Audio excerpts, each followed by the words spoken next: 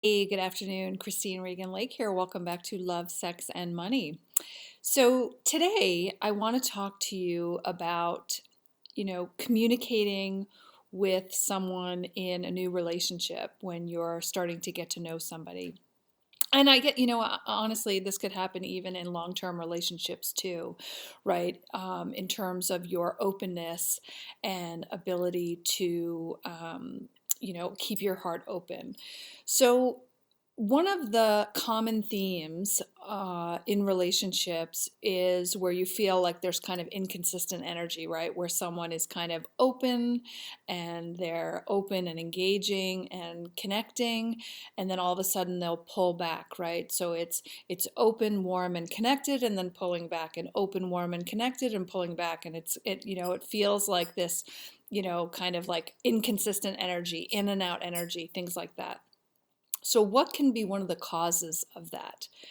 Well, especially for people who are, over 40 and dating, right? So, whether you're dating or it's post-divorce dating, and, the longer you've lived, the more likelihood that you've had a number of relationships that were very painful breakups, heartbreak, things like that. And every time you have your heart broken or you have disappointment in love, it can get harder and harder to open up.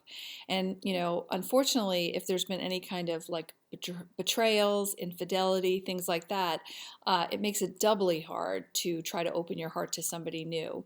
But I think the way to best navigate those moments of when even you feel yourself like kind of opening up and then feeling vulnerable and pulling back, and it's this opening and closing and opening and opening and closing and opening and closing, is to communicate to your partner, because the reality is no one's perfect, and it can be very hard to keep your heart open when you're triggered in fear and you're feeling vulnerable.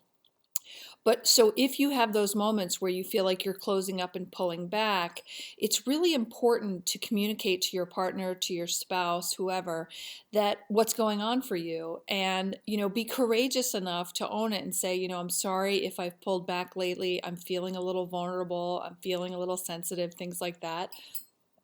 Communicating is how you will be able to navigate this successfully, because the reality is, you have your wounds, they have their wounds, and, we can't help when we're triggered and we feel vulnerable. But if you're communicating what's going on for you, then you're clear to the other person that you're not like trying to manipulate and play games.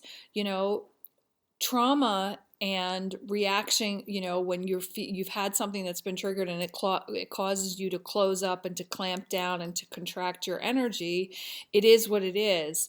But if you're able to speak that reality to the person that you're in connection with, so that they understand where you're at and they're not left just creating stories in their head that you're just being cold, you're being manipulative, that you're trying to, it's a power play.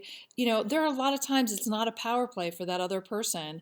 They've been, they could be busy with work, which, that is a whole other discussion on, well, then how much of a priority is the relationship. But if someone is pulling back because they've been triggered and they're feeling vulnerable, to communicate that helps you to grow in your relationship. It helps you to have healthy communication. And if you're able to articulate to your partner when you're feeling vulnerable, it gives them permission and helps them to feel comfortable to communicate when they're feeling vulnerable.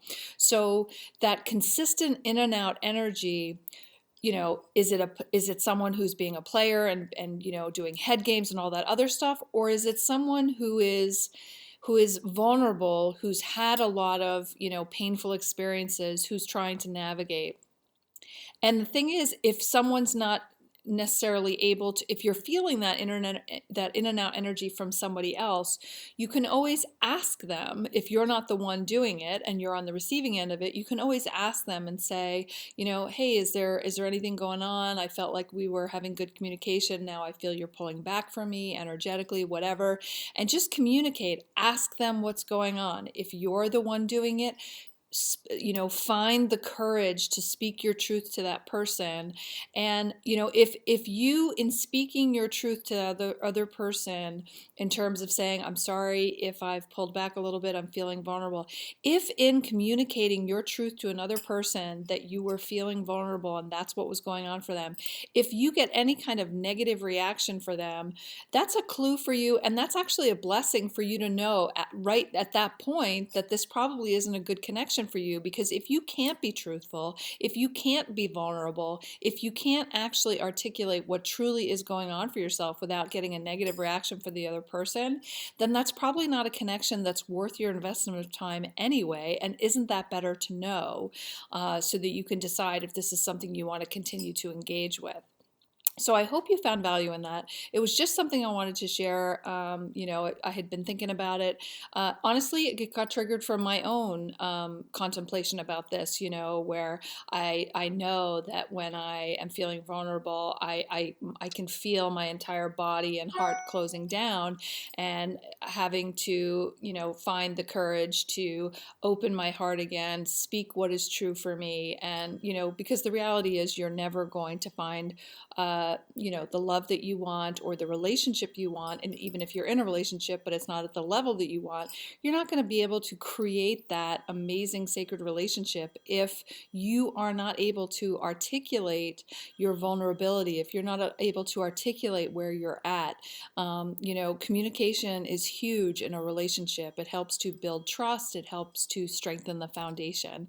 So I hope you found value in that. Have a beautiful day, and I'll talk to you soon. Thanks. Bye.